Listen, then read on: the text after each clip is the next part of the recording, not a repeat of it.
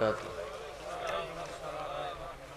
الحمد لله وكفى وسلام على عباده الذين اصطفى.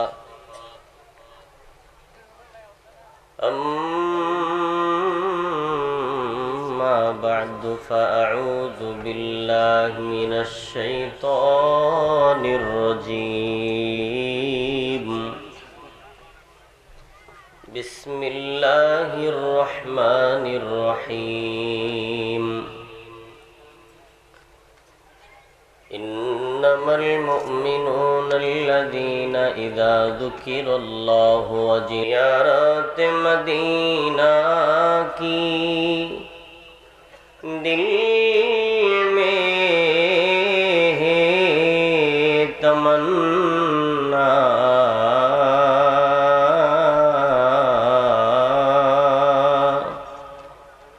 نہیں ہے میرے پاس سفر کا سمانا بلغ العلا بکمالہ کشف الدجا بجمالہ حسنت جمیع خصالہ صلو علیہ وآلہ لا الہ جور لا الہ الا اللہ سبحان اللہ الحمدللہ لا الہ الا اللہ سبحان اللہ الحمدللہ لا الہ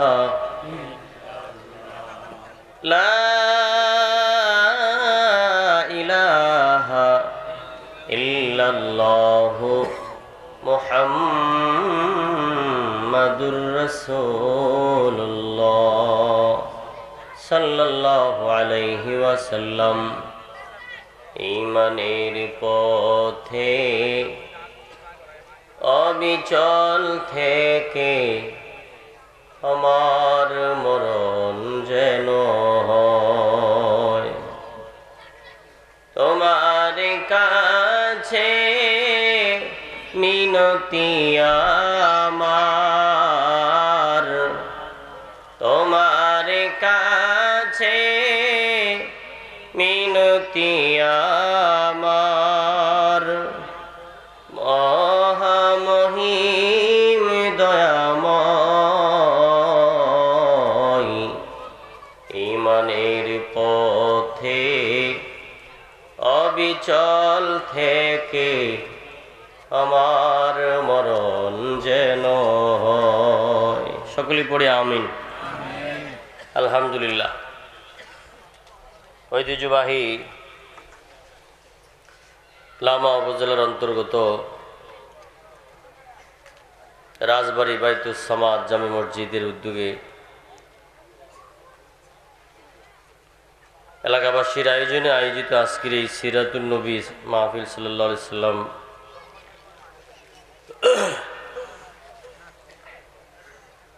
উপস্থিত আছেন. আজকের এই মাহফিলে সম্মানিত সভাপতি সাহেব, উপস্থিত হযরত উলামা ইকরাম, মুরব্বিয়ান ইজাম, পর্দানশীন, সম্মানিত নেককার মা ও বোনেরা, সকলের প্রতি আন্তরিক মোবারকবাদ জানিয়ে সর্বপ্রথম শুকর আদায় করছি সেই মহিয়ান গরিয়ান সত্তার, যিনি আমাদেরকে অত্যন্ত মহাব্বত করে ভালোবেসে কোরআন এবং হাদিসের মজলিসে আসার বসার সুযোগ দিয়েছেন. এই জন্য সকলেই কালিমাতুশ শুকুর পড়ি আলহামদুলিল্লাহ. আমাদের পক্ষ হইতে লক্ষ কোটি দুরূদ ও সালাম প্রিয় নবী মুহাম্মদুর রাসূলুল্লাহ সাল্লাল্লাহু আলাইহি ওয়াসাল্লামের উপর. এখানে বসছেন, এটা একটা খোলা ময়দানে বসছেন, ঠিক না? আসতে পেরে আপনারা খুশি না বেজা? যতক্ষণ পর্যন্ত এখানে বসা থাকবেন ততক্ষণ পর্যন্ত রবের পক্ষ থেকে সাকিনা, রহমত, বরকত নাজিল হতেই থাকবে. তাহলে এইখানে বসাতে লাভ না লস? আল্লাহ তাআলা বলেন, কোন মানুষ যখন নিয়ামত পাওয়ার পরে নিয়ামতের শুকর আদায় করে আল্লাহ পাক নিয়ামত বাড়ায় দেন। কথা কার? জোরে বলেন, কথা কার? আল্লাহ নিজে বলেন। لئن شكرتم لأزيدنكم ولئن كفرتم إن عذابي لشديد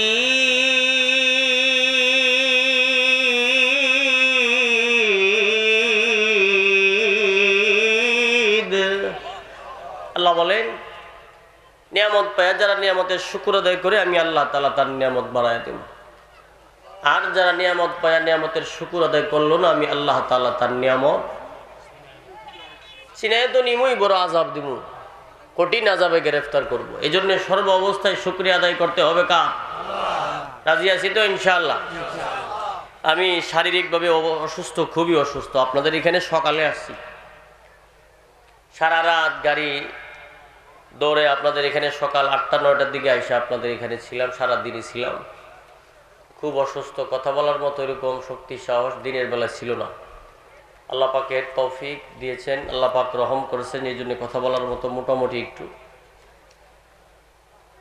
আরাম পাচ্ছি এই জন্যে আমি আপনাদের ধৈর্যের বাহিরে যাব না অল্প সময় আপনাদের থেকে বিদায় নিব ইনশাআল্লাহ আপনারা থাকবেন তো ইনশাআল্লাহ আমি আপনাদের সামনে সূরাতুল আনফালের কয়েকখানা আয়াতে কারিমা তিলাওয়াত করেছি এই আয়াতে আল্লাহ তাআলা আমাকে আপনাকে বলছেন তুমি কিছু বৈশিষ্ট্য কিছু গুণ তুমি অর্জন করো অর্জন করার পরে আমি আল্লাহ তাআলা তোমারে দুইটা পুরস্কার দিব এক নাম্বার হলো সম্মানিত রিজিক দিয়া দেব দুই নম্বর হলো আমি রব তোমারে পরকালে মাগফিরাত মানে জান্নাত দান করে দেব এইবার বলেন তো আমার আপনার এই দুনিয়া থেকে বিদায় হওয়ার পরে জান্নাত সকলেরই জন্য দরকার আছে না নাই জোরে বলেন আছে না নাই জান্নাত দরকার এর আগে বলুন এই দুনিয়াতে যখন কোনো মানুষ কোনো প্রতিষ্ঠানে বা কোনো একটা সেক্টরে চাকরি করতে চায় এই দেশের নিয়ম অনুযায়ী প্রতিষ্ঠান বা সেক্টরে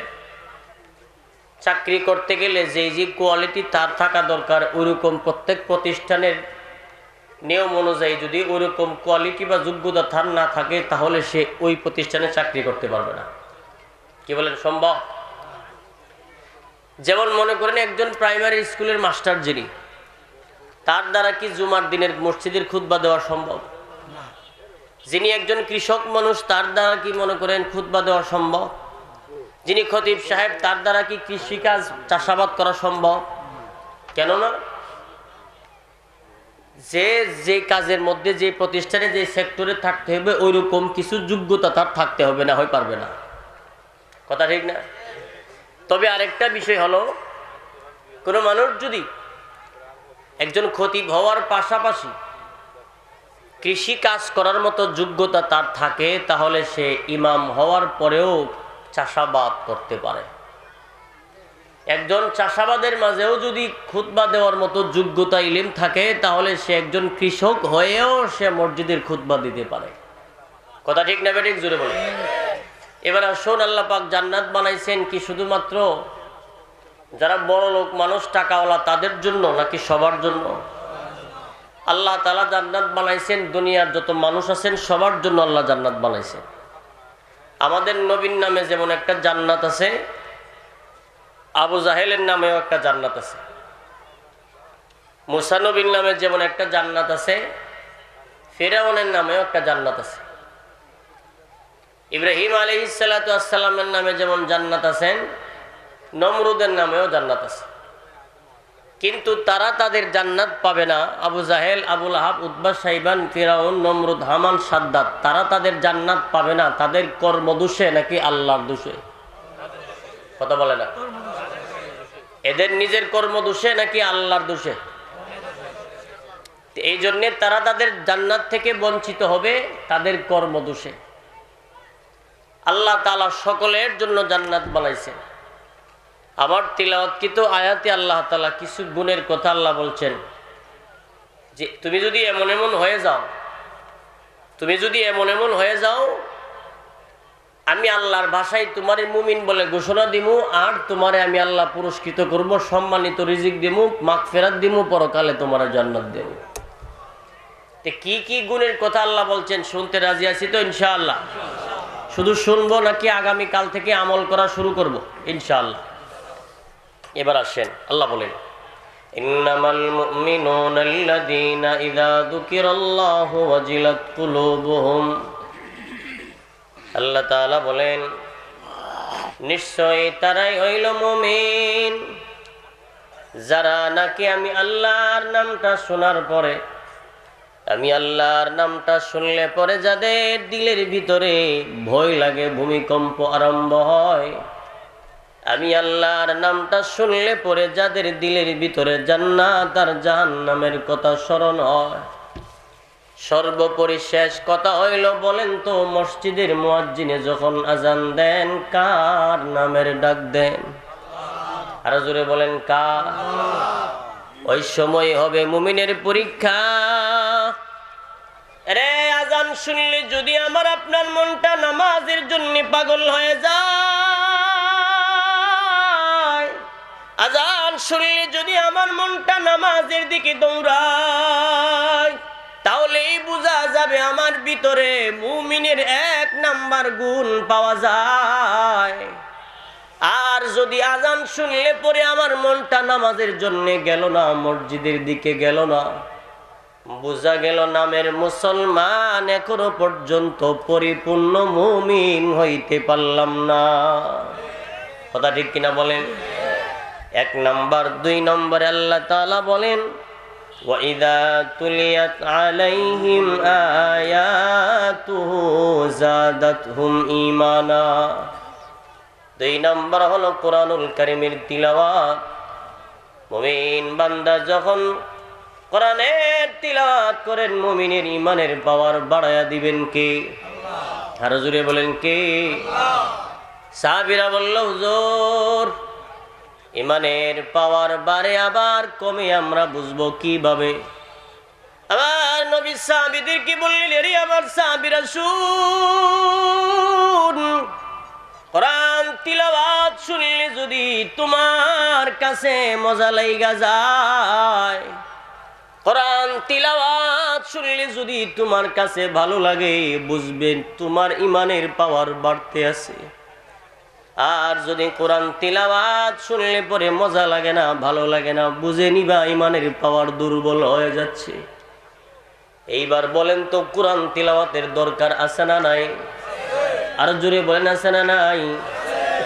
আমার আপনার নবী বলেন উম্মত যার ভিতরে কোরআনের কোনো অংশ নাই, তার ভিতরটা সাপরিয়ার ঘরের মতো, যেই কোনো সময় সাপ তার দংশন করে মারতে পারে। সাপরিয়ার ঘরের মতো, কারণ যে সিনার ভিতরে আল্লাহর কালাম নাই, কোনো একদিন শয়তান তার ঈমান যদি নিয়ে যায়, জাহান্নাম ছাড়া কোনো উপায় থাকবে না। এই কারণে আল্লাহর নবী বলেন, কোন মানুষ যদি রবের সাথে কথা বলতে চাও, কোন মানুষ যদি রবের সাথে কথা বলতে চাও, কোরআন তিলাওয়াতে বইসা যাও, তোমার রবের সাথে তোমার কথা হয়ে যাবে। সুবহানাল্লাহ জোরে বলেন না? তাহলে আল্লাহর সাথে যদি কথা বলতে চাই, কোরআন তিলাওয়াতের দরকার আছে না নাই? জোরে বলেন আছে না নাই? এই জন্য আল্লাহ তাআলা কোরআন তিলাওয়াত এমন একটা নিয়ামত। আল্লাহ যেমন বড় নবী দিয়েছেন, একজন দামি নবী, বড় নবী পাঠাইছেন, কিতাবও দিয়েছেন এমন একটা কিতাব, যেই কিতাবের উপরে আর কোনো কিতাব নাই। সুবহানাল্লাহ। 40টা বছর পর্যন্ত আমার নবী মানুষের কাছে গোপনে দাওয়াত দিতেন, কেউ আমার নবীর বিরুদ্ধে বলতো না। যেই দিন থেকে আমার নবী কোরআনের কথা বলতে শুরু করলো, সেই দিন থেকে আমার নবীর বিরুদ্ধাচরণ শুরু হয়ে গেল। এই কোরআনুল কারীম তো এমন একটা মুজিজা কিতাব, বলে কোনো মানুষ যদি এই কোরআনের পথ দিয়া জীবনটারে সাজায়া যায়, এই কোরআনের শেষ ঠিকানা, যেই রাস্তা শেষ মাতান, তার জায়গার নাম হলো জান্নাত। জুড়ে জুড়ে কন্যা সুবহানাল্লাহ। এই কোরআন তো দামি এক কোরআন। এই যে এখানে কোরআন শরীফ রিয়ালে দেওয়া আছেন, এই কোরআন তো কাগজের কোরআন। এই কোরআন শরীফ যদি ওজন দেওয়া হয়, আমাদের দেশের মাপ অনুযায়ী সর্বোচ্চ 1 কেজির থেকে একটু কম বেশি হবে। কিন্তু এই কোরআনের গোপন একটা ওজন আছে, যেই ওজন সম্পর্কে আমার আপনার অনেকেরই ধারণা নাই। এই কোরআনের ওজন আছে না নাই? এবার শুনেন এই কোরআনুল কারীমের গোপন কেমন ওজন। আসমান আমাদের তুলনায় ছোট না বড়? জোরে বলেন। এই কোরআনুল কারীম যখন আসমানে দেওয়া হয়, আসমান আমার রবকে ডেকে ডেকে বলতেছিল, মালিক,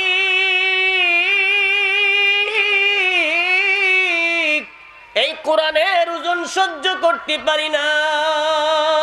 এই কোরআন যখন পাহাড়ে দেওয়া হয়েছিল, পাহাড় আমার রবকে ডেকে ডেকে বলছিলেন, আল্লাহ,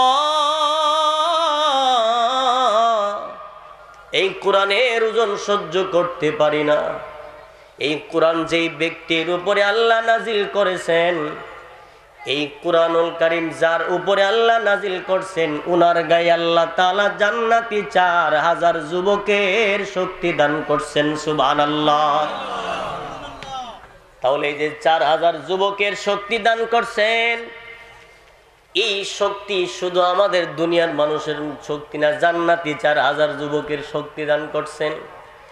এবার দেখেন কেমন ওজন। যেই মানুষটার টাকের থেকে মাল নামান, বড় বড় প্যাকেট নামান, বস্তা নামান, অতিরিক্ত প্রেসার পড়লে কিন্তু শরীরে তাপ উঠে বা জ্বর আসে, কথা বলে না? যেই দিন আমার আপনার নবীর উপরে কোরআন নাজিল হয়, ওই দিন আমার নবী দূরের থেকে ডাকছিলেন আর বলছিলেন, খাদিজা, জাম্মিলুনি জাম্মিলুনি, তুমি আমারে কম্বল দিয়া ধরো গো।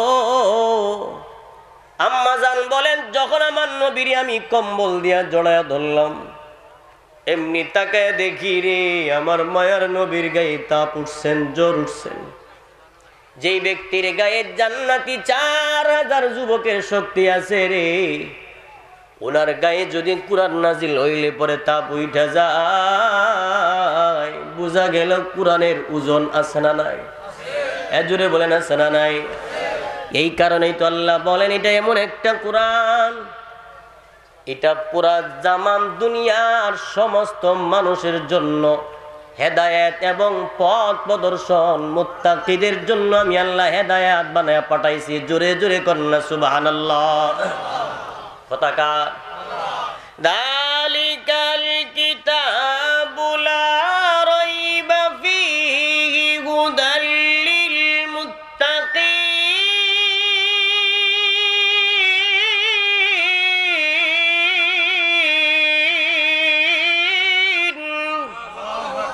আল্লাহ বলেন, এটা এমন একটা কিতাব, দুনিয়ার কোনো মানুষ যদি কোনো বই লেখেন, কোনো কিতাব লেখেন, কোনো পুস্তক লেখেন, এটার শুরু এবং শেষে অথবা মাঝখানে কোনো এক জায়গায় লিখে রাখেন, ভুল ধরা পড়লে জানায়া দিয়েন, পরবর্তী চাপাতে সংশোধন করব। বলে কি বলে না? কিন্তু আল্লাহ জানায়া দিচ্ছেন শুরুতে, এটা এমন একটা কিতাব যার মধ্যে কোনো সন্দেহ নাই, ভুল নাই। জোরে জোরে কন্যা সুবহানাল্লাহ। ভাইরা আমার, এই কোরআনের কেমন দাম! আমার নবী যখন এই কোরআনের কথা মানুষের কাছে প্রচার করেন, এমনিতেই আমার নবীর বিরুদ্ধে তারা লাগলো যারা আমার নবীর আপনজন। আবু জাহেল, আবু লাহাব নবীরে মানে না, কোরআন মানে না, কিন্তু আমার নবীর তিলাওয়াত শোনার জন্য সারা রাত দাঁড়ায় থাকেন, রাতের বেলায় ঘুমায় না, চিল্লায়া বলেন না আল্লাহু আকবার। কি করে? নবীরে মানে না, কোরআনও, কিন্তু নবীর তিলাওয়াত শোনার জন্য সারা রাত দাঁড়ায় থাকে। কেমনে দাঁড়ায় থাকে? এই যে দাঁড়ায় দাঁড়ায় তিলাওয়াত শুনেন, তিলাওয়াত শোনার পরে যখন বাড়ির দিকে আসবেন, আপনাদের এই গ্রামে এখানে আসতে হলে কিন্তু লামা বাজার হয়ে আসতে হবে, কথা কনা। ওই এমন একটা মুখ গুল চোখ করে তাদের সাক্ষাৎ হয়েছে। আবু জাহেল জিজ্ঞেস করে, এই তুই কোন জায়গায় গেছিলে রে? আমি তো গেছিলাম মুহাম্মদ ইবনে আব্দুল্লাহর তিলাওয়াত শুনতাম। সুবহানাল্লাহ, জোরে বলে। তুমি কোথায় গিয়েছিলে? আমিও তো সেই জায়গায় গিয়েছিলাম। এবার আবু জাহেল মনে মনে ভাবলো, কিরে, এমনভাবে যদি তারা যাওয়া আশা করে তাহলে তো আমার ধর্মের 12টা বাজবে, হেরা আবার ধর্ম আলাদা। বুঝছেন নি কথা? হেরা আবার ধর্ম। এবার আবু জাহেল নিজের প্রভাব খাটানোর জন্য নিজের একটু নেতা নেতা ভাব, এলাকার মানুষকে সুন্দর করে কঠিনভাবে একটা ঘোষণা দিচ্ছেন, আগামী কাল থেকে যদি তোমরা কেউ যাইবা তিলাওয়াত শোনার জন্য, তোমাদের জন্য কঠিন বিচার এবং তোমাদেরকে কঠিন বিচারের আওতায় আনা হবে। এই বলে আবু জাহেল ঘোষণা দিয়ে দিল। দিন গেল, রাতের বেলা যখন আবার ঘুমায়, অন্যদিকে আমার নবী তিলাওয়াত নিয়ে বসে গেছেন। সুবহানাল্লাহ জুড়ে বলেন। আমার নবী যখন তিলাওয়াত করেন, এবার জনগণ মনে মনে বলে, গতকালকে নেতা যেই ভাষণ দিছে মনে হয় নেতা আজকে যাবে না, আমরা যাইগা। সুবহানাল্লাহ বললেন না? এবার আবুল আহাব মনে মনে বলেন, গতকালকে নেতা যে ভাষণ দিছেন মনে হয় জনগণ যাইতো না, আমি নিজে যাইগা। এবার আবু জাহেলের পালা। আবু জাহেল মনে মনে নিজের নিজে বুঝাইতেছেন, গতকালকে যেমনে ভাষণ দিলাম, আমার যতটুকু ধারণা জনগণ আজকে তো যাবেই না, দরজা পর্যন্ত খুলবে না, সুতরাং কেউ যেহেতু যাবে না, আমি নিজে নিজে গিয়া তিলাওয়াত শুনি। এবার বলেন তো কেউ বাকি আসেনি? জোরে বলেন, কেউ আছে? সবাই তিলাওয়াত শুনতে যান। তিলাওয়াত শুনে যখন আবার শেষ হয়ে আবার বাড়ির দিকে ফিরেন, এমন একটা মোড়ে আবার দেখা হয়ে গেল, কে রে তোর মুখ দি ডাকা, মুখ ডাকাই সুদ কেডা? তুই কো আমি আবু জাহিল্লা। তুমি কেডা? বলে আমি আবুল আহিব্বা। এরে বাটপার, কই গেছিলে? কো আমি তো গেছিলাম এই জায়গায় তিলাওয়াত শোনার জন্য। এবার আবু জাহেল তাকায় দেখেন তার জনগণের অভাব নাই, সবাই তো এই জায়গায়।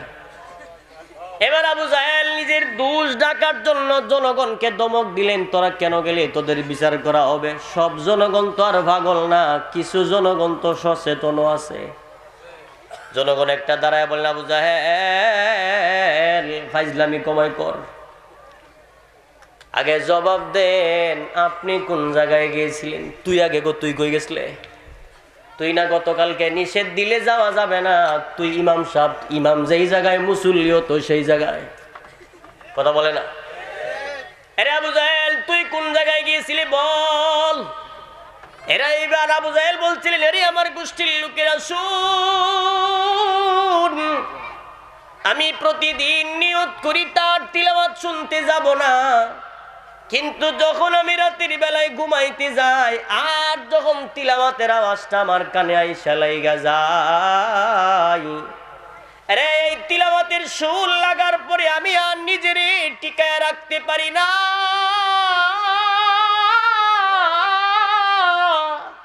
আমি কেমনে যাই আমি নিজেও বলতে পারি না। এবার জনগণ বলেন, তার মানে বোঝা গেল তোমার ভাতিজার তিলাওয়াত সত্য। বলে 100%। মানো না কেন? মানি না, আমার নেতাগিরি থাকতো না। কি থাকতো না? নেতাগিরি থাকার লাগে সে মানে না। এইবার আলোচনা গ্রামের মধ্যে সমালোচনার ঝড় তুলল। মক্কার সামনে একজন জাদুকর আছেন, পাগল আছেন, কেউ যাইবা না। বলতেছিলাম কোরআনের মুজিজা আছে না নাই? ভাইরা আমার, আবু জাহেল আবুল আহাব মক্কার সমস্ত বাড়ি বাড়ি মহল্লায় মহল্লায় জানায়া দিল কেউ যাইবা না। এবার জনগণ বলে, কিরে যেই পাগলের বিরুদ্ধে আবু জাহেল আবুল আহাব লাগছে, লোকটারে তো একবার দেখার দরকার। আমার নবীরে আবু জাহেল আবুল আহাব পাগল বলেন, এই কারণে নবীর সামনে কাউরে যাইতে দেয় না। শেষ পর্যন্ত যখন আমার নবীর কাছে মানুষকে যাইতে দেয় না, আবু জাহেলের দুইটা লোক আছে, একদিন দীক্ষাই লোকটা কেমন, হেদায়েতের মালিক কে? আর জোরে বলেন কে? এবার বাইতুল্লাহর সামনে যখন হাজির হয়ে যায়, এদের একজন আরেকজনকে বলতেছেন, কিরে আবু জাহেল আবুল আহাব যেই ব্যক্তির পাগল বলছিলেন, ওই ব্যক্তির চেহারার আলো দিয়া দি পুরা বাইতুল্লাহ আলোকিত হয়ে যায়। আরে আবু জাহেল যে ব্যক্তির পাগল বলেন, ওই ব্যক্তির চেহারার আলো দিয়া বাইতুল্লাহ লাইটিং হয়ে যায়। ওনার চেহারার দিকে তাকাইলে হইলে পাগল তো বোঝা যায় না। এবার দাঁড়ায় দাঁড়ায় শুনি লোকটা কি বলেন, আসলে এই লোকটা ভালো না খারাপ তার একটু যাচাই করার দরকার আছে। এবার দাঁড়াইছেন, আমার নবী তিলাওয়াত করতেছেন। এক পর্যায়ে আমার নবী তিলাওয়াত করেন, আলাম নাজআল লাহু আইনাইন ওয়া লিসানান ওয়া শাফাতাইন। এবার তারা বলে, কিরে, ব্যক্তি যদি পাগল হয় কথা তো উল্টা পাল্টা হয়, কিন্তু উনি যে কথা বলতেছেন তিলাওয়াত করতেছেন তার কথা তো 100% সত্য। কারণ আল্লাহ তো কোরআনে বলছেন, আলাম নাজআল লাহু আইনাইন। আল্লাহ বলেন, গোলাম, তোদের চক্ষু নামক নিয়ামত কি আমি আল্লাহ দেই নাই? ওয়া লিসানান ওয়া শাফাতাইন, তোদের এই জবান কি আমি আল্লাহ তাআলা দেই নাই? এবার তারা বলে, কিরে, ব্যক্তি যদি পাগল হয় তাহলে কথা তো উল্টা পাল্টা হয়তো, কিন্তু ওনার কথা তো মিল আছে। আপনারা যদি বলি, চাচা আপনার নাম কি? আপনি যদি বলেন আমার বাড়ি চট্টগ্রাম, তখন কি মনে করবেন? কথা বলে না। যদি বলি, চাচা আপনি কি পানি খাইবেন? আপনি যদি বলেন আমার নাম আব্দুল কুদ্দুস, তখন কি মনে করবেন? কারণ পাগলের কথা উল্টা পাল্টা হবে। কিন্তু তারা দাঁড়ায় দাঁড়ায় শুনতেছেন, কিরে, ব্যক্তি যদি পাগল হইতো কথা তো উল্টা পাল্টা হইতো, কিন্তু উনি যে তিলাওয়াত করেন তিলাওয়াতের মজে তো সুন্দর মজা আছে, মিল আছে। সুবহানাল্লাহ জুড়ে বলেন। আসলে কোরআনের মধ্যে মিল আছে না নাই? ওয়াশ-শামসি ওয়া দুহাহা ওয়াল কমারি ইযা তালাহা ওয়ান নাহারি ইযা জাল্লাহা ওয়াল লাইলি ইযা ইয়াগশাহা ওয়াস সামাই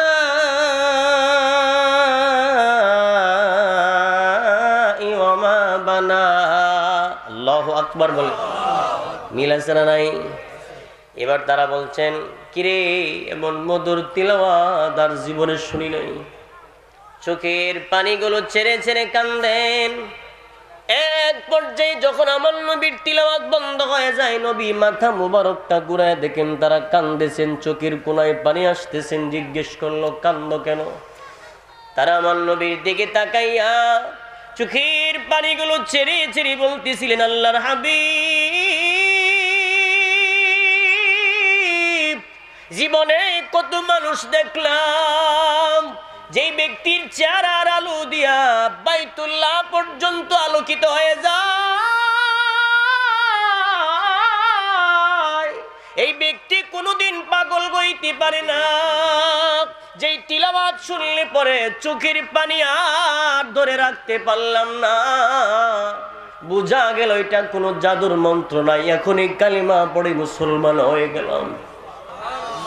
এই জন্য রাসূল বলেন, কোনো মানুষ যদি কোরআনের সাথে সম্পর্ক লাগান, কোনো মানুষ যদি কোরআন শিখেন, প্রত্যেকটা হরফের বিনিময়ে 10টা করে নেকি তার আমলনামায় দেওয়া হয়। কোনো মানুষ যদি দৈনিক সূরাতুল ইখলাস 3 বার তিলাওয়াত করেন, প্রত্যেকটা সূরা একবার, সূরাতুল ইখলাস 3 বার তিলাওয়াত যদি কেউ করেন, তার আমলনামায় 1 খতম কোরআন তিলাওয়াতের সওয়াব হয়ে যায়। একটা ছেলেরে যদি আপনি হাফেজ বানান, কঠিন মুসিবতের দিনে একটা ছেলেরে আল্লাহ যখন হাফেজ, আপনি যখন হাফেজ বানাবেন, ওই কঠিন মুসিবতের দিনে কোরআনের হাফেজকে আল্লাহ বলবেন, যাও তুমি জান্নাতে যাও। ওই সময় কোরআনের হাফেজ ডাক দিয়ে বলতে থাকবেন, মালিক, আমার আব্বা তো রিকশা চালায় আমার মাদ্রাসার বেতন দিল গো, আমার মাই তো আমার চিকিৎসার টাকা বাঁচায় আমার মাদ্রাসার বোর্ডিং এর খরচ দিল গো, আমি যে জান্নাতে যাব আমার আব্বা আম্মারে কোন জায়গায় রেখে যাব? আল্লাহ বলবেন, তুমি জান্নাতে যাইবা, শুধু তা নয়, ডাক দিবেন, আসো আব্বা আম্মা তোমরা কাছে আসো। দুইজনের মাথায় 2টা নূরের টুপি আল্লাহ সেই দিন লাগাইয়া দিবেন। আসরের ময়দান উজ্জ্বল হয়ে যাবে আর বলবে তুমিও যাও তোমার আব্বা আম্মার সহ লইয়া তুমি জান্নাতে যাও। জোরে জোরে কন্যা সুবহানাল্লাহ। এই জন্যে কোরআন তিলাওয়াতের দরকার আছে না নাই? পর্দার আড়ালের মা, এইখানে তো অনেক পর্দানশীল মহিলারাও আজকের মাহফিল শুনতেছেন। আগে একটা সময় ছিল সকাল বেলায় ফজরের আগে আগে মা বোনেরা উঠতেন, কোরআন তিলাওয়াতের মাধ্যমে ফজরের নামাজ পড়ে কোরআন তিলাওয়াত করে ঘরের কাজ আঞ্জাম দিতেন। বর্তমান সময়ে তো অবস্থাটা এমন হয়ে গেল, ফজরের নামাজ তো পড়েই না, কোরআন তিলাওয়াত করেই না, বরং জীবনে বছরের পর বছর যায় ফজরের আজানই কানে লাগে না। কারণ হলো মোবাইল আর টেলিভিশন দেখতে দেখতে ঘুমাইতে ঘুমাইতে রাত বাজে 2টা থেকে 3টা, সকালবেলায় ঘুমের থেকে 8টা থেকে 9টা। কথা বলে না? এই মহিলা কেমনে কিভাবে তার আজান কানে যাবেন? এই জন্যে আগেকার মা বোনেরা কোরআন তিলাওয়াত করতেন। তার পেটের থেকে জন্ম নিয়েছেন বাইজিদ বুস্তামির মতো সন্তান, তার পেটে জন্ম নিয়েছেন শাহজালাল ইয়ামানী রহমাতুল্লাহি আলাইহির মতো সন্তান। একে পর্দার আড়ালের মা,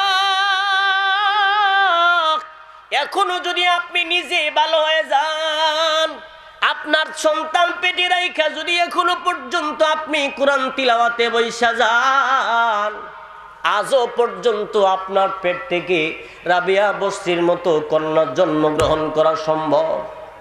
এখনো পর্যন্ত আপনার পেটের থেকে বাইজিদ বুস্তামির মতো সন্তান জন্মগ্রহণ করা সম্ভব। কথা ঠিক না বেঠিক? জুড়ে বলেন। এই জন্যে যেই ঘরে কোরআন তিলাওয়াত হয়ে যায়, যেই ঘরে কোরআন তিলাওয়াত হয়, এই ঘরের মধ্যে বরকত নাজিল করেন কে?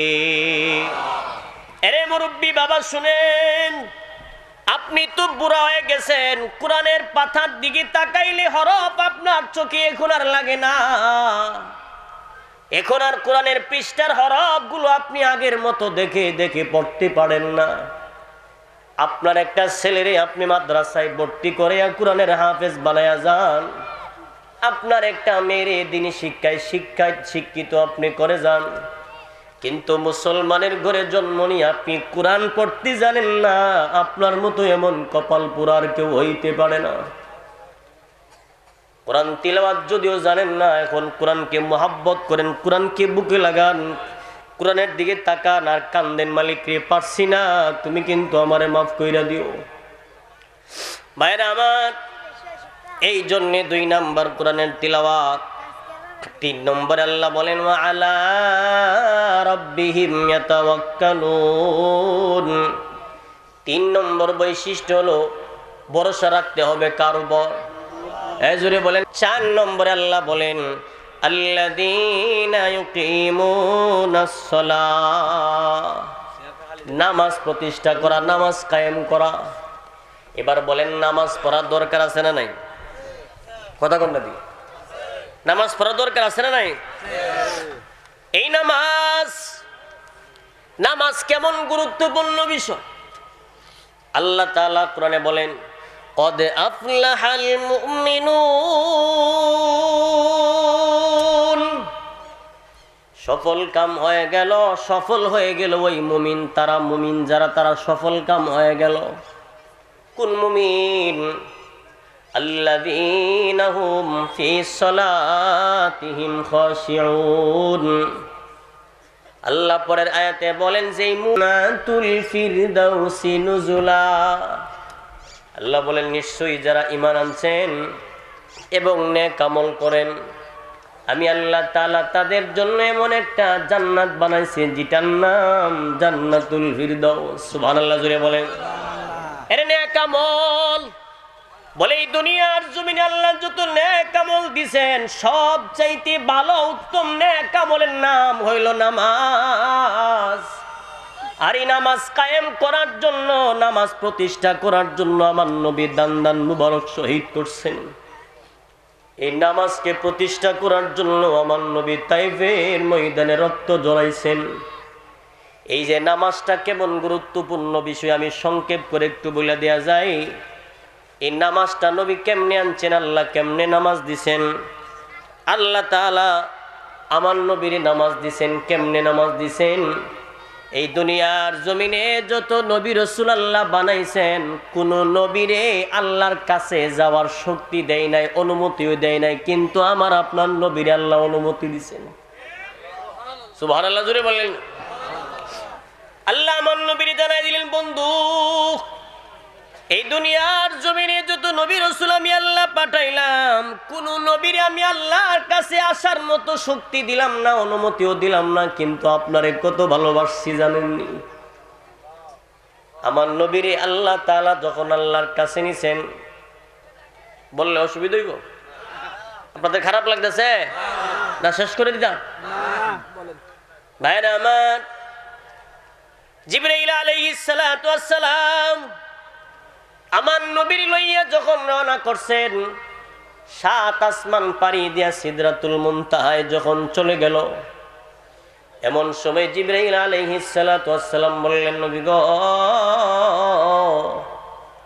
আমি জিবরাইল আর একটা কদমও সামনে যাইতে পারবো না।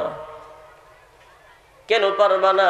বলে, আমি জিবরাইলের এই পর্যন্তই সীমানা, এর আগে আর একটা কদমও যাইতে পারবো না। আল্লাহু আকবার, জুড়ে বলে। আমার নবীরে জিবরাইল এই জায়গায় রেখে যখন চলে আসছেন, আমার নবী এই জায়গায় তাকায় দেখেন, দাঁড়ায় রয়েছেন, তাকায় দেখেন ডানে বামে সামনে পিছনে চতুর্দিকে প্রত্যেকটা জায়গায় জায়গায় আল্লাহ তাআলা আমার নবীর নাম দিয়া ডিজাইন করে রাখছেন। আমার নবী দেখে তো আনন্দের ছুটে কান্না শুরু করছে। কান্না হয় 2 প্রকার, একটা হয় অভাবের কান্না, দুঃখের কান্না, আর একটা হয় সুখের কান্না। ধন সম্পদ বেশি থাকলেও অনেক সময় মানুষ কান্না করে।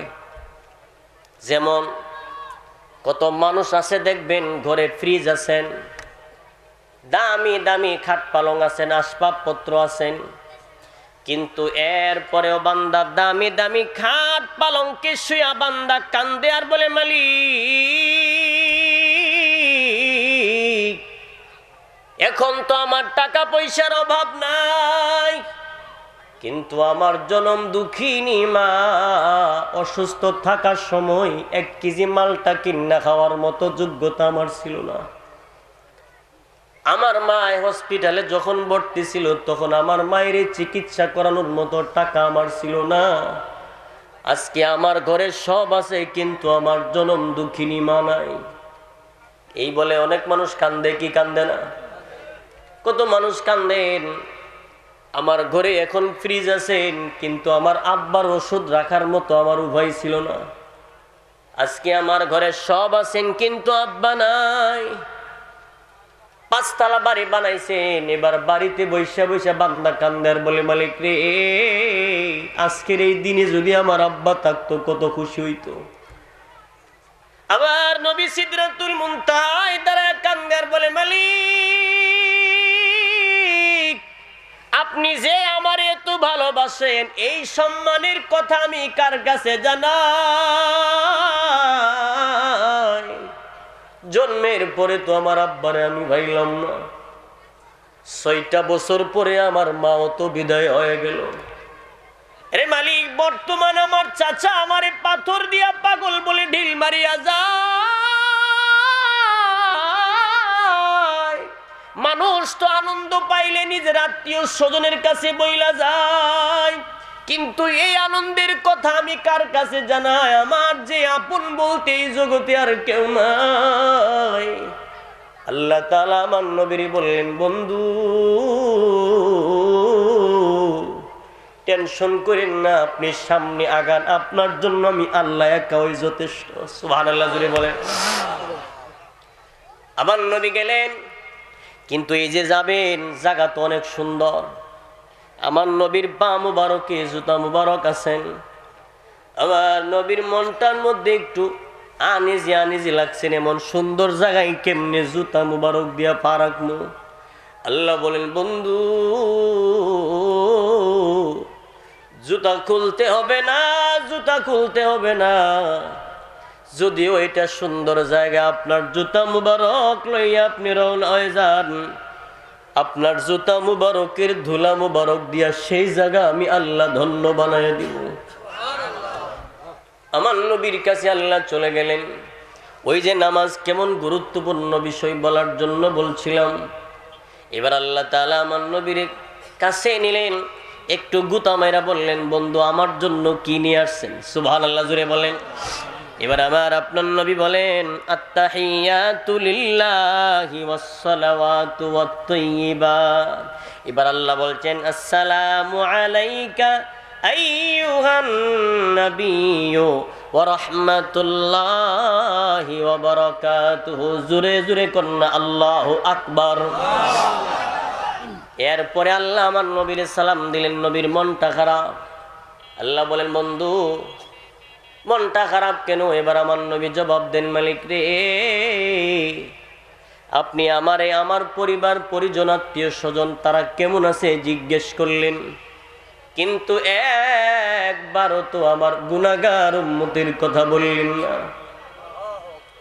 আমার নবী আল্লাহকে ডেকে বলছিলেন, মালিক আপনি তো আমারে সালাম দিছেন, এরপরে আমি খুশি না, কারণ হলো আপনি আমারে সালাম দিলেন, আমার গুনাহগার উম্মতকে তো আর সালাম দিলেন না।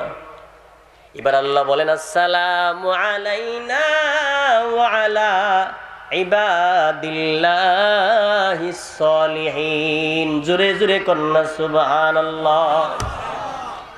রাসূল কয়, মানি না। আল্লাহ বলেন, বন্ধু আপনার সমস্ত নেককার উম্মতের জন্য আমি রবের পক্ষ থেকে সালাম। রাসূল বলেন, না আমি মানি না। কেন মানেন না?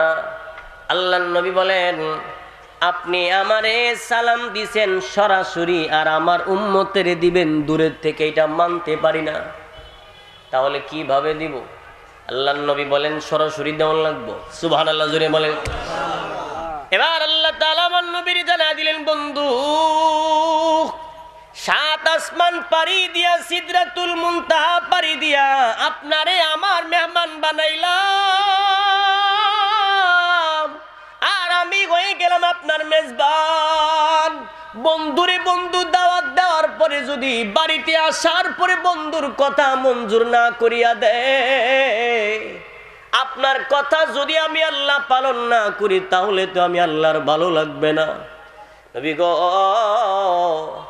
জান, আমি আল্লাহ কথা দিলাম, মনটা খারাপ কইরেন না। আমি রব কথা দিলাম, ওয়াদা দিলাম, আপনার সমস্ত উম্মতের আমি আল্লাহ তাআলা জান্নাতে সরাসরি সালাম দিব। এবার নবী বলেন, তাইলে একটা দলিল দেন। কি দিত? একটা ডকুমেন্ট দেন। আল্লাহ বলেন, দলিল দেওয়া লাগবো? বলে জি। আল্লাহ বলেন, বন্ধু এমনি যদি দলিল দিই হয়তো বা হারায় যাইতে পারে। কি বলেন? কোন এক জায়গায় আপনি হারিয়ে ফেলতে পারেন। আল্লাহ বলেন, কোরআনের একটা আয়াত বানায়া দিলাম, কিয়ামত পর্যন্ত আপনার যত উম্মতেরা আসবে আর যাবে সমস্ত উম্মতের জন্য দলিল হয়ে যাবে। জোরে জোরে কন্না সুবহানাল্লাহ। আল্লাহ কোরআনের আয়াত বানায়া দিলেন। আল্লাহ নিজে বলেন, তাহিয়াতুহুম ইয়াউমা ইয়ালকাউনাহু সালাম।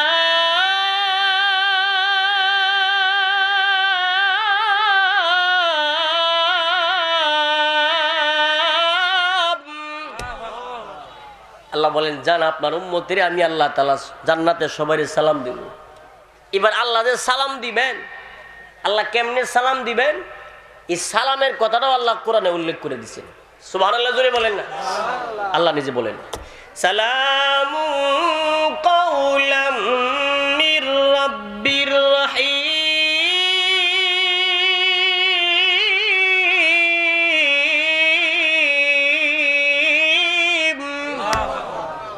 আল্লাহ তাআলা এমন করে জান্নাতে মানুষের সালাম দিব। এবার মানুষগুলো মাথা ঘুরায় বলবো, কিরে এমন আওয়াজ তো জীবনে শুনছি নাই। আল্লাহু আকবার বলে, কে দিল রে এমন আওয়াজ? তখন আল্লাহ বলবে, এ পাগলামি করিস না, আমি রব তোদেরকে সালাম দিছি। তখন নবীর মনটা খুশি হয়েছে। যাক, এখন রাসূল দুনিয়াতে আসবেন। আল্লাহ বলেন, বন্ধু দুনিয়াতে যাইবেন, উম্মতের জন্য তো কিছু লয়ে যাওয়া লাগবো। কি বলে? আল্লাহ বলেন, বন্ধু নেন, আমি আল্লাহ আপনারে 50 ওয়াক্ত নামাজ আপনার উম্মতের জন্য হাদিয়া দিলাম। কয়েক তো কথা বলেন, কিন্তু আমরা পড়ি কয়েক তো, আমাদের উপরে ফরজ কয়েক তো, আর নমাজ তো দিছে আল্লাহ 50 ওয়াক্ত, তাহলে 5 ওয়াক্ত কেন পড়ি? এবার শুনেন, যেই মাত্র মুসা নবীর সাথে দেখা হইল রাস্তা, মুসা আলাইহিস সালাতু ওয়াস সালাম বলেন, কি তা খবর? আপনার বন্ধু আপনারে কি দিছেন? 50 ওয়াক্ত নামাজ। নবীর মনটা বড় খুশি। এবার মুসা আলাইহিস সালাম বলেন, আর নিচে যায়েন না, দরবার লাগবো, ঝামেলা বাজবো। আরে কি কোন? এই 50 ওয়াক্ত নামাজ আপনার উম্মত পারত না, এটা বড় বেজাইল্লা জিনিস, কারণ আমি উম্মত চালাইছি, আমি জানি কেমন। কি বলে? যে বেটার ডিস্ট্রিক্ট টাক চালা, এই বেটা জানে এটার ব্রেক কেমন শক্ত। কি করতাম? করলে গিয়া কমাই লইয়ান। এখানে একটা প্রশ্ন হইল, আমরা যে 50 ওয়াক্ত পারবো না, আল্লাহ জানতো কি জানতো না? আরো জোরে বলেন। সব কিছুর গোপন খবর জানেন কি? আরো জোরে বলেন। আলিমুল গায়বি ওয়াস শাহাদাতি ওয়ার রহমানুর রহিম।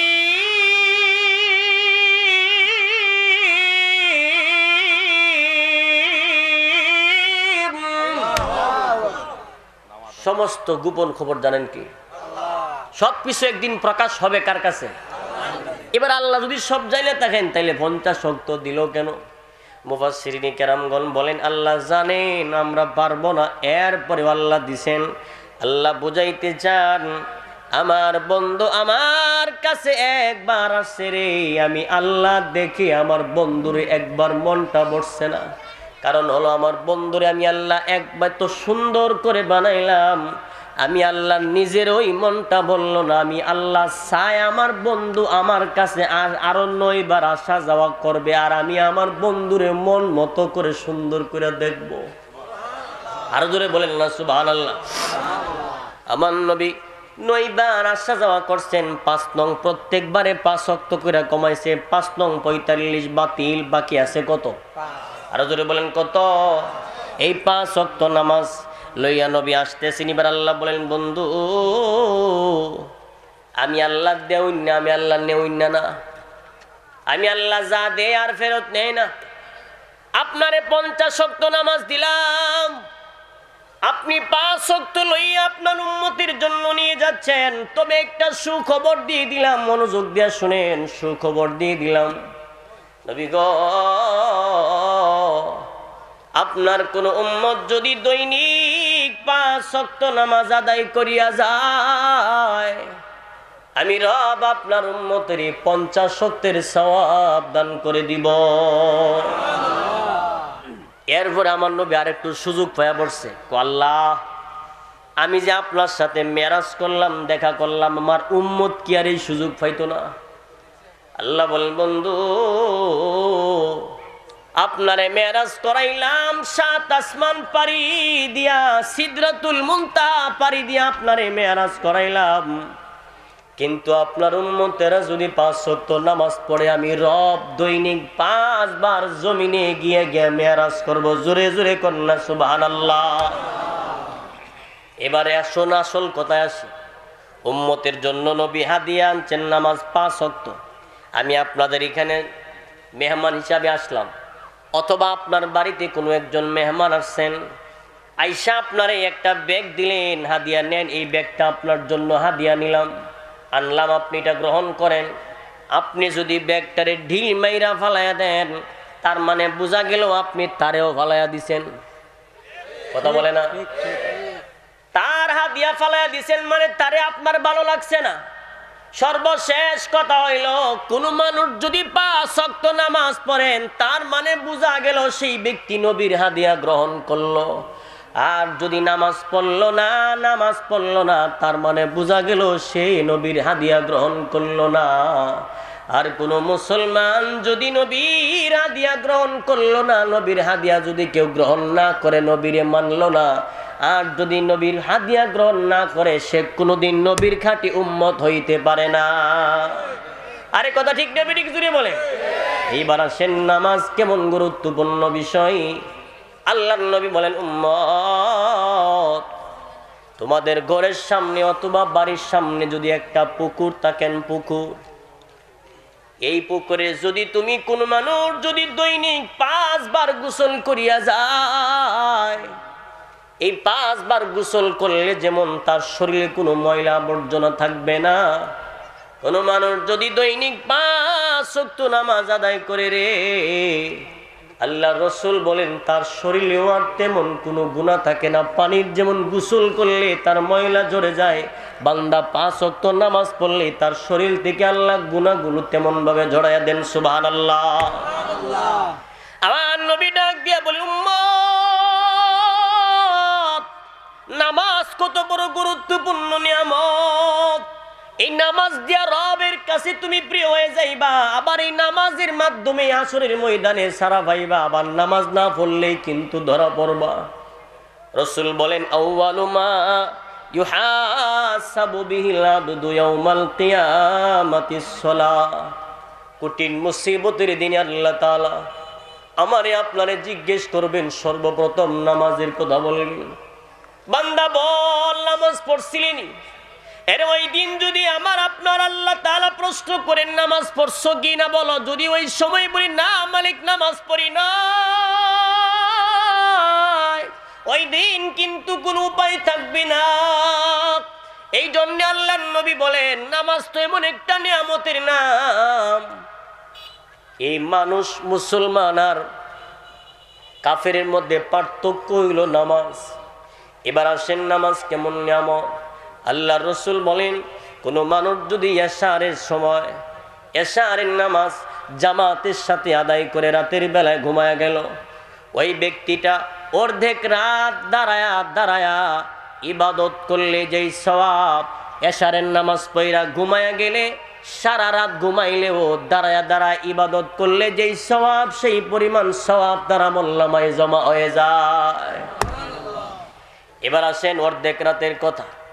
পরের হাদিসের পরের কথা আল্লাহর নবী বলেন, কিন্তু যখন আবার মানুষটা সকালবেলা ফজরের নামাজে হাজির হয়ে যায়, ফজরের নামাজে যখন হাজির হয়ে যায়, ওই সময় আবার যখন জামাতে হাজির হয়ে যায়, একটা মানুষ দাঁড়ায়া সারা রাত নামাজ পড়লে যেই সওয়াব, একজন এশার নামাজ পড়া ঘুমাইলো, আবার সকালে ফজরের নামাজ পড়লো, ওই দুই নামাজের মাঝখানে যে সময়টা গেল, সারা রাত ঘুমাই থাকার পরেও দাঁড়ায়া তাহাজ্জুদ পড়ার সওয়াব আল্লাহ আমলনামায় দান করে দিবেন। সুবহানাল্লাহ। ভাইরা আমার, ফেরেশতারা দুনিয়াতে আগমন করেন, আবার সকালে এক সেফটি, বিকালে আর এক সেফটি। সুবহানাল্লাহ জোরে বলেন। এই ফেরেশতারা যখন আল্লাহর কাছে যায়, জিজ্ঞেস করে, আমার বান্দারে তুমি কোন হালে দেখে আসছো? এবারে ফেরেশতারা গিয়া যদি বলে, মালিক রে, তোমার বান্দারে দেখে আসছিলাম সকালবেলা নামাজে, এখন আসার সময় দেখে আসছি নামাজে। সুবহানাল্লাহ জোরে কর। আল্লাহ তাআলার কাছে বলবেন, মালিক তোমার কেমন বান্দা তুমি বানাইছো, যেই বান্দা সকালবেলা গিয়েছিলাম নামাজে, আবার এখন আসার সময় দেখতেছি নামাজ পড়েন। আল্লাহ বলেন, নামাজ পড়বে না, তোরা না নিষেধ করছিলে বানাইতাম না, আমি যে বানাইছি দেখ, আমার বান্দা আমার দেখে নাই, আর বড় আমি আল্লাহর কদমে সেজদা দেয়, আমি রব আমার বান্দারে মাফ করে দিব। নামাজ পড়ার দরকার আছে না নাই? এবার আসেন, হুজুর নামাজ পড়লে কি লাভ? দরকার আছে নি জানা? আল্লাহ রাসূল বলেন, নামাজি ব্যক্তির আল্লাহ 5টা পুরস্কার দিবেন। জোরে বলেন, কয়টা? 1 নাম্বার পুরস্কার হলো, নামাজি ব্যক্তির আল্লাহ তাআলা রিজিকের অভাব দূর করে দিবেন। জোরে জোরে কন্যা সুবহানাল্লাহ। রিজিকের অভাব দূর করে দিবেন। বাজারে ব্যবসা করেন, দোকান আছে, পাশের ব্যবসায়ী, আপনার পাশেও দোকান আছেন, ডাইনে দোকান, বামে দোকান, কিন্তু আপনি আজান হয়েছেন আর বেচা কিনা করলেন না, নামাজে গেলেন। আপনার পাশের দোকানদার এই সময় অনেক টাকা বেচা কিনা করলো, কিন্তু আপনি ধরে নিন, যদিও নামাজের সময় আপনি বেচা কিনা করতে পারলেন না, আপনার পাশের দোকানদারে মোটামুটি অনেক টাকা বেচা কিনা করলো, আপনি নামাজ পড়লেন। মনে রাখবেন, আপনি গোলামি করতে গেছেন কার? আরো জোরে বলেন, কার? আপনি যে রবের গোলামি করার জন্য ব্যবসা বাদ দিয়া, দুনিয়ার বিবি বাচ্চার রিজিকের খাবার বাদ দিয়া যখন আপনি তার কদমে সেজদা দিবেন, আপনার জিম্মাদার হয়ে যাবেন কে? আল্লাহ বলেন, টেনশন করিস না, আমি রব তোরে এই সময় যে আমারে সময় দিলে, আমি আল্লাহ যদিও তোর কামাই রোজগার কম, বরকত দিয়া দিব বেশি। এই জন্য রাসূল বলেন, অনেক সম্পদের জন্য দোয়া করবা না, দোয়া করো মালিক রে, সম্পদ কম দিও কিন্তু বরকত দিও বেশি। কি বলে? 5 তলা বাড়ি বানাইছে কিন্তু ঘুম আসে না, ঘুমের ট্যাবলেট খাইলেও ঘুম আয় না। কি ক? আরেক লোক রিক্সা চালায়, অনেক সময় রিক্সার পেডেল মারতে মারতে গাছতলায় খারাইলে এমনি ঘুমায় জায়গা। নিয়ামত কা? আরো জোরে বলেন কা? 5 তলা বাড়ি বানাইছে, টেনশন আরেক তলা কেমনে করবো, ঢাকার বাড়িটা কেমনে করবো, ওই টেনশন করতে করতে রবের গুলামি বাদ দিয়া দুনিয়ার গুলামি শুরু করছে। আল্লাহ কয় হ্যাঁ শান্তি হইতো না, বরকত নাই। বরকতের দরকার আছে নি? সম্পদ কম হোক, বরকত হোক বেশি। আল্লাহ আমাদের বুঝার তৌফিক দান করুন, আমিন। এইবার আসেন, রিজিকের অভাব আল্লাহ দূর করে দিবেন। হাসান বসরি রহমাতুল্লাহ আলাইহি অথবা আমাদের কোনো এক বুজুর্গের কাছে একজন মুরিদ হইতে গেলে তখন হুজুর বলে দিছে, তুমি মুসলমান, আজান হয়ে গেলে পরে আর কোনো সময় বেচা কিনা করবা না, কারণ তুমি ব্যবসায়িক মানুষ, তুমি দোকানদার। পীরের কাছে মুরিদ হইছেন, হুজুরের সবক দিছেন, তুমি দোকান চালাও, যেহেতু আজান হইলে আর বেচা কিনা করবা না। এবার সবক নিয়ে চলে আসছেন, ঠিক বাজারে যখন বসছেন, তার পাশের ব্যবসায়িক মানুষটা একজন ইহুদি ব্যক্তি। যেই মাত্র আজান হয়ে গেল, এমনিতেই তার দোকানে অনেক কাস্টমার ঢুকলো। এবার ওই যে তার পীর সাহেব বলছেন, আজান হইলে পরে আর বেচা কিনা করবা না, তুমি রবের কদমে সেজদা দিতে দৌড়বা। এবার দোকানদার বলেন, না, আর বেচা কিনা আমার দ্বারা সম্ভব হবে না, কারণ হলো আমার মালিকের পক্ষ থেকে আমারে ডাক দেওয়া হয়, হাইয়া আলাস সালাহ, হাইয়া আলাস সালাহ। আল্লাহু আকবার জোরে বলেন। এই যে হাইয়া আলাস সালাহ শব্দটা বলে ডাক দেওয়া হয়, আমরা তো মনে করি আমার বাড়ির মসজিদের মুয়াজ্জিনে ডাক দিল রে, আমরা মনে করি আমি বেতনভুক্ত একজন মুয়াজ্জিন রাখলাম, তিনি ডাক দিলেন। কিন্তু আল্লাহ বুঝাইতে চান, যদিও মুয়াজ্জিনে ডাক দিল, ডাক্তার স্বয়ং আমি আল্লাহ তোদেরকে দিলাম। আমি আল্লাহ তোরে ডাক দিলাম, আয় বান্দা আয়, তুই আমার কদমে আইসা বান্দা সেজদা দিয়ে যা, আমি রব তোর জিম্মাদার হয়ে যাই। সুবহানাল্লাহ জোরে বলেন। এই জন্যে আল্লাহ সেই বান্দা বলেন আমার ডাক দিছেন, হাইয়া আলাস সালাহ বলে আর বেচা কিনা করব না। এই সময় অনেক মানুষ ভিড় জমছেন, তার দোকানের কাস্টমারও বাড়ছেন। এমনি পাশের দোকানদার ইহুদি লোক একটু টিটকারি করেন, মস্কারি করেন, কেমন বোকা মানুষ, দোকানে কাস্টমার আসছেন আর আজান দিছে, বেড়া নামাজে গেছে গা।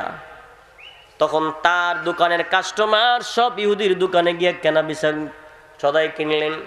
এবার ইহুদি মুস্কি মুস্কি হাসে আর বলে, তোর দোকানে যেন এমন সময় কাস্টমার বেশি আয়, কারণ আমার একটু লাভ হইব, বেচা কিনা আমার দ্বারা বেশি হইব। কেমন বোকা মানুষ, আজান দিছে গেছে গা নামাজে, কাস্টমার আমার দোকানে এসে ভালো হইছে। এবার বান্দা নামাজ পড়া যখন দোকানে আসছেন, ইহুদি লোকটা মুস্কি মুস্কি হাসেন, তার সাথে টাটকা মস্কারি করেন। আল্লাহ তাআলা বলেন, ফেরেশতারা রে, যেই বান্দা আজান শোনার পরে তার ব্যবসা বাণিজ্য রাইখা আমি রবের কদমে সেজদা দিয়ে যায়, আর আমার এই গোলামটারে যদি ইহুদি লোকটা টিটকারি আর মস্কারি করে, আমি রব মানতে পারি না। যা ফেরেশতারা যা, তোরা বাজারের একজন কর্মচারী হয়ে বাজারের দোকান কাস্টমার হয়ে আমার বান্দার দোকান থেকে মাল কিনে লই আয়। সুবহানাল্লাহ জোরে বলেন না। ফেরেশতাদেরকে আল্লাহ কাস্টমার বানায়া তার দোকানের মাল বিক্রি করাই দিছে, সব ওই ইহুদির থেকে অনেক গুণে লাভবান করাই দিছেন কে? এই জন্য রিজিকের অভাব আল্লাহ দূর করে দিবেন, নামাজি ব্যক্তির পুরস্কার। 2 নম্বরে কবরের আযাব থেকে আল্লাহ মুক্তি দিয়ে দিবেন। এবার বলেন তো, কবরের আযাব আমাদের সামনে আছে না নাই? আবার আপনার নবী আমারে আপনারে জানায় দিল, উম্মত,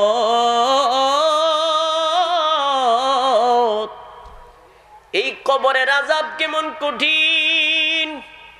রাসূল বলেন, আমি যদি আমার আল্লাহর কাছে দোয়া করতাম, আল্লাহ আমার উম্মত রে তুমি কবরের আযাব দেখায় দাও, ওই আযাব যদি কোনো মানুষ তার নিজের স্বচক্ষে দেখতে পারতো, তাহলে কোনোদিন তার আব্বার লাশ লইয়া কবরে যাইতো না, মায়ের লাশ নিয়ে কবরে যাইতো না, কারণ এই কবরের আযাব বড় কঠিন আযাব। এই কবরের মাটি তো এমন ভাবে চাপ দিবেন, একটা হাড়ের ভিতরে নিয়ে আরেকটা হাড় ঢুকাইয়া দিবেন।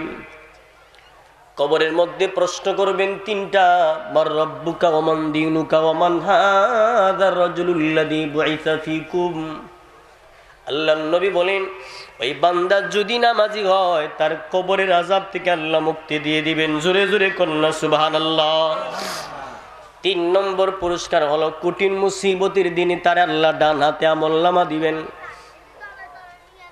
ডান হাতে আমলনামা দিবেন। এবার আসেন, ডান হাতে আমলনামা আসলে কি লাভ আর বাম হাতে আসলে কি লাভ?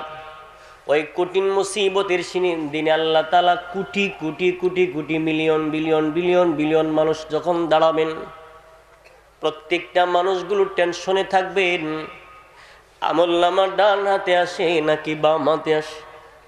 কারণ ওই দিন যদি কারো আমলনামা ডান হাতে আইসা যায়, তার মতো এমন কপাল বলা আর কেউ হবে না।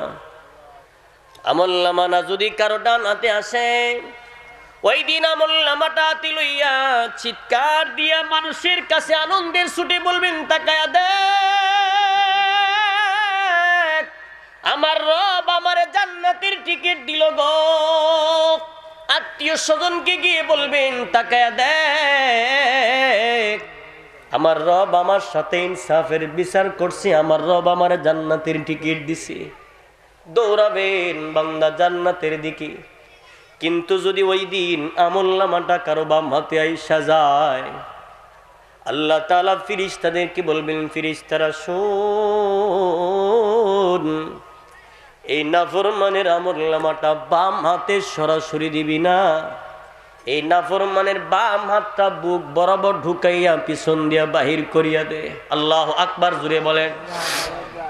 ভাইরা আমার, ওই কঠিন মুসিবতের দিনে ফেরেশতারা নাফরমানের বাম হাতটা বুক বরাবর ঢুকাইয়া যখন পিছন দিকে বের করে নিবেন, হাড্ডিগুলি মরমর মরমর করে ভেঙ্গে চূর্ণ বিচূর্ণ হয়ে যাবে। ওই দিন ফেরেশতারা আমার আল্লাহকে বলবেন, মালিক তার আমলনামা যদি এখন তার হাতে দেওয়া হয়, চেহারাটা তো সামনের দিকে, আমলনামা পড়বে কিভাবে, দেখবে কিভাবে হাত পিছনের দিকে তাকলে? আল্লাহ বলবেন, ফেরেশতারা শোন, এই নাফরমানের ঘাটটা মটকায়া চেহারাটাও পিছনের দিকে নিয়ে যাও। আরে ফেরেশতারা শোন, আমার এই নাফরমানটারে আমি আল্লাহ 50 বছর 60-70 বছর হায়াত দিলাম, তারে চলার জন্য আব্বা আম্মা বন্ধু বান্ধব জায়গা জমি ব্যবসা বাণিজ্য সব দিলাম, চলার জন্য সব দিলাম, বাড়ি গাড়ি যা যা দরকার ছিল আমি আল্লাহ সব দিলাম।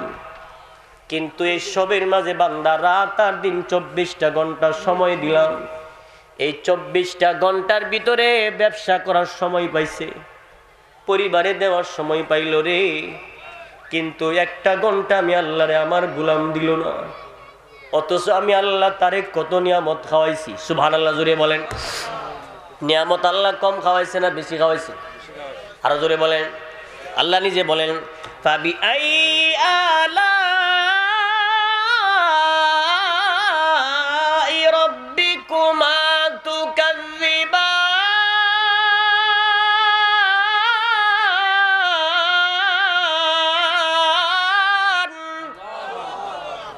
আল্লাহ বলবেন, গোলাম আমার কোন কোন নিয়ামত স্বীকার করবি তুই? আমি আল্লাহ তোরে কি দিলাম না? এই ভাই একটু মনোযোগ দিয়া শুনেন, গভীর মনোযোগ দিয়া কথাগুলো একটু দিলের কান লাগাইয়া বুঝেন। আমাদের দেশে যারা গাভী লালন পালন করেন, আল্লাহ যে নিয়ামত খাওয়াইছেন, যারা গাভী লালন পালন করেন, রাতের বেলায় যখন গাভীটা বাঁধা হয় গোয়াল ঘরে, পাশেই কিন্তু গাভীর বাচ্চাটা থাকেন, ছোট বাচ্চা। এটা যেহেতু প্রাণী, তার যেহেতু জীবন আছেন, খিদাও আছে। গভীর রাত্রের বেলা গাভীর বাচ্চাটা গাভীটারে ডাকে আর বলে, মা গো দেন একটু দুধ দেন, আমার খিদা লাগছে, আমি একটু পান করি। ওই সময় গাভীর যেই রশি দিয়া বান দেওয়া হয়, ইচ্ছা করলে গাভীর রশিটা ছিঁড়ে তার বাচ্চারে দুধ খাওয়াইতে পারে। কিন্তু গাভী তার বাচ্চারে জবাব দেয়, সাবধান বাজান, এই দুধ যতটুকু জমা হয়েছে তোমার দেওয়া যাবে না, সকালবেলা মালিকরে দেওয়ার পরে যেটা থাকবে বাকিটা তোমার দেওয়া হবে। আল্লাহ আকবার জুড়ে বলেন। আবার আল্লাহ তাআলা বলবেন, ফেরেশতারা শুন, আমি নাফরমানকে কত নিয়ামত খাওয়াইলাম, এরে জন্মের পরে তার মার হাতে খাবারের দায়িত্ব দিলাম না, জন্মের পরে তার বাবার হাতেও খাবারের দায়িত্ব দিলাম না। কারণ হলো, জন্মের পরে যদি তার মা খাবার বানায় বেশি গরম হইব, না হয় ঠান্ডা হবে।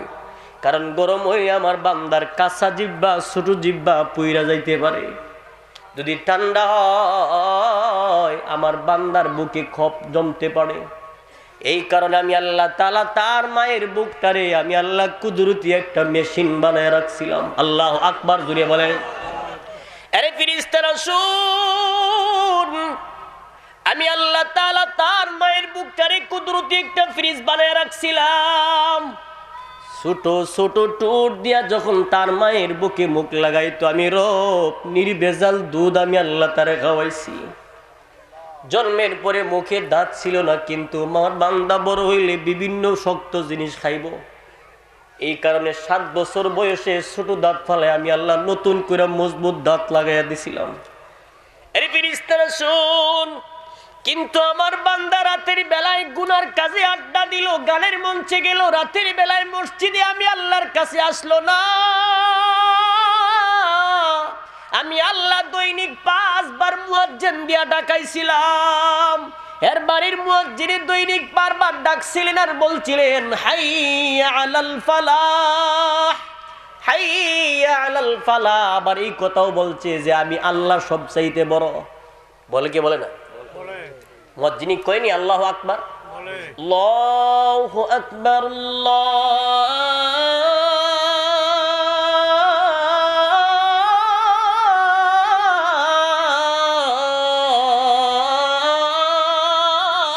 আকবার। এই কথা মুয়াজ্জিন কয়নি? এই কথা যখন মুয়াজ্জিন বলে কি বুঝাইতে চায়? সবচাইতে বড় কে? আল্লাহ কই আমি ডাকাইছিলাম 5 বার, আমি জানাই দিছিলাম দেখ আমি আল্লাহ কিন্তু বড়। এরপরেও আমার বান্দা আমার কথাটা শুনলো না, ঘাটটা মটকায় পিছনে দেয়। এবার ঘাড় মটকায় পিছনের দিকে দিয়া ফেরেশতারা আমলনামা দিব। দেখ আমলনামা দেখ। এবার বান্দা আমলনামাটা হাতে পাইয়া কানবে আর বলবে, মালিহাদাল কিতাব, কে লেখলো রে এমন লেখা? লা ইউগাদিরু সগীরাতান ওয়ালা কাবীরাতান ইল্লা আহসাহা।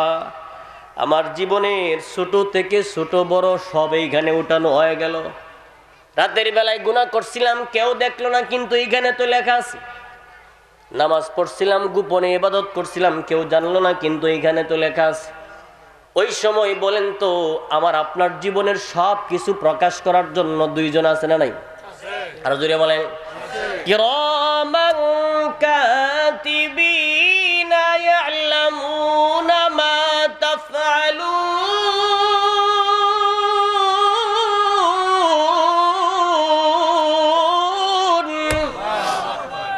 2 জন আছেন, লিখতেছেন, ওই দিন প্রকাশ করে দিব, এই বাটপারি করিস না, তুই না গভীর রাত্রে ষড়যন্ত্র করছিলি। আবার বলে দিব, আল্লাহ তুমি তারা জাহান্নামে দিও না, হ্যাঁ ভোর রাত্রে আইসা তোমার কদমে সেজদা দিছে। সব সেই দিন প্রকাশ হয়ে যাবে। যেই ক্ষেতের জমিনে, ক্ষেতের লাইলে, জমিনের লাইলে দাঁড়ায়, আইলে দাঁড়ায় আপনি সেজদা দিছেন, ওই আইলের মাটিগুলো গিয়া বলবো, আল্লাহ এটারে কেমনে তুমি জাহান্নামে দিবা, হ্যাঁ তো চাষাবাদের সময় তোমার সেজদা দিছে, সাক্ষী আমি মাটি। ওই দিন আমলনামাটা দিব। আমলনামা হাতে পাইয়া বলবে, লা ইউগাদিরু সগীরাতান ওয়ালা কাবীরাতান ইল্লা আহসাহা। কে লেখলো রে? সব দিয়ে এখানে উঠানো হয়ে গেছে। শেষবেলা ফাইসালা কি? জাহান্নাম। আমলনামাটা হাতে লইয়া ওই সময় চিৎকার দিয়া বলতে থাকবেন, পুরা কপাল। ওই দিন যদি 2 রাকাত নামাজ বাড়ায়া পড়তাম, ওই দিন যদি আলেম উলামাদের কথা শুইনা রমজানের রোজাগুলি রাখতাম, ওই দিন যদি রবের কথাগুলি মানতাম, তাহলে কিন্তু আজকের দিনে কাজে লাগতো।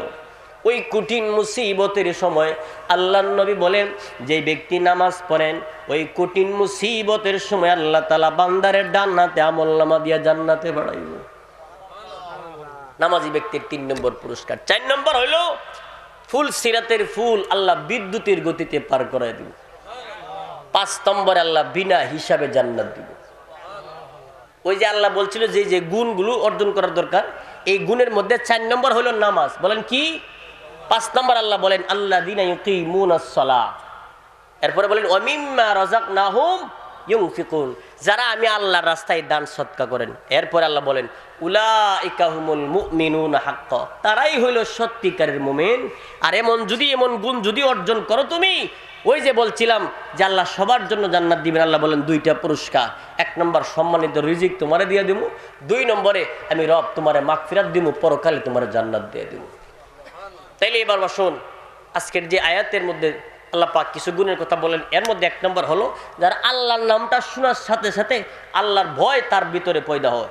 কোরআন তিলাওয়াত শুনলে যার কাছে ভালো লাগে, যেই ব্যক্তি সর্বদা আল্লাহর উপর ভরসা করে, যেই ব্যক্তি নামাজ পড়ে।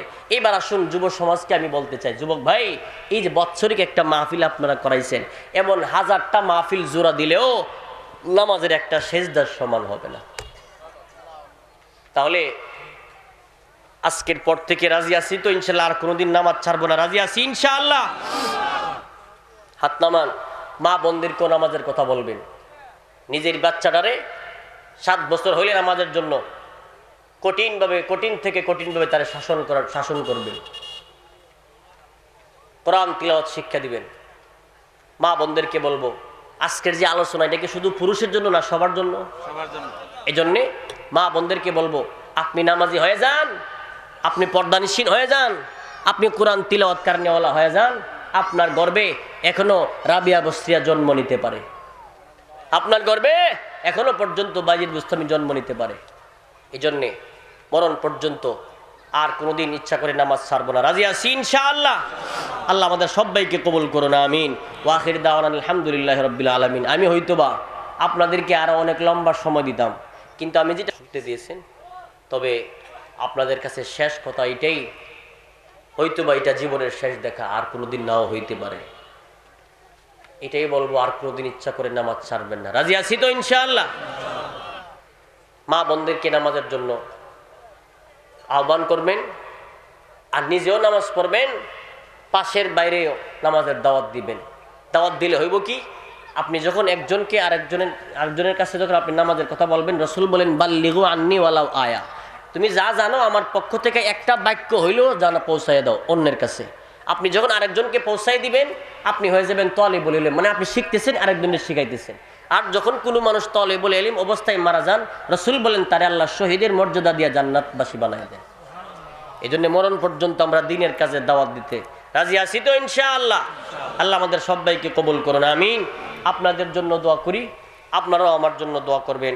পরিশেষে বিশেষ করে হারুন ভাই অনেকবার ফোন দিছেন, গত রাত্রে সারাদিন রাত ঘুমাই নাই, আবার দিনের বেলাও উনি ঘুমাইছে না। ও ভাই আমি যদি ঘুমে যাই আর দিন দুনিয়ার কোনো খবর থাকতো না, এই জন্য উনি এখনো পর্যন্ত ঘুমাইছে না। ওনার মতো আরো অনেকেই আপনাদের আদর আপ্যায়ন বা মাহফিল কমিটি যারা আছেন, আল্লাহুম্মা আনতাস সালাম ওয়া মিনকাস সালাম তাবারাকতা রব্বানা ওয়া তাআলাইতা ইয়া যাল জালালি ওয়াল ইকরাম। রব্বানা যালামনা আনফুসানা ওয়া ইল্লাম তাগফির লানা ওয়া তারহামনা লানাকুনান্না মিনাল খাসিরিন। রব্বানা আতিনা ফিদ দুনিয়া হাসানাতাও ওয়া ফিল আখিরাতি হাসানাতাও ওয়া কিনা আযাবান নার। রব্বিরহামহুমা কামা রাব্বায়ানি সগীরা। আল্লাহ আমরা গুনাহগার, গভীর রজনীতে আপনার শাহী দরবারে হাত বাড়াইছি। মাওলা মেহেরবানি করে আমাদের সকলের জিন্দেগির গুনাহগুলি আপনি মাফ করে দিন। ও মাবুদ, যদিও আমরা গুনাহগার, আপনি তো গাফফার, আপনি তো সাত্তার। আপনি যদি না মাফ করেন আমরা কার দুয়ারে গিয়ে দাঁড়াবো? আল্লাহ আমাদের যার যাওয়ার কোনো জায়গা নাই, মেহেরবানি করে আমাদের গুনার দিকে মালিক রে। জানি না আজকের এই মাহফিল কার জন্য জানি জীবনের শেষ মাহফিল হয়ে যায়। মাওলা যেদিন মরণ দিবেন জুমার দিনে, রমজান মাসের শেষ দারাত অবস্থায় মরণ দিয়েন আল্লাহ। আল্লাহ আমরা যারা অভাবী আছে আপনি অভাব দূর করে দেন, যারা বিপদে পড়ে আছে উদ্ধার করে দেন, যারা ঋণগ্রস্ত আছি পরিশোধের ব্যবস্থা করেন, ব্যবসা বাণিজ্য যারা করেন কামাই রুজিতে বরকত দান করেন, যারা বিদেশের যাত্রী আছেন যাওয়ার পথ সহজ করে দেন, যারা বিদেশে কষ্টে আছেন তাদেরকে শান্তির জিন্দেগি দান করেন।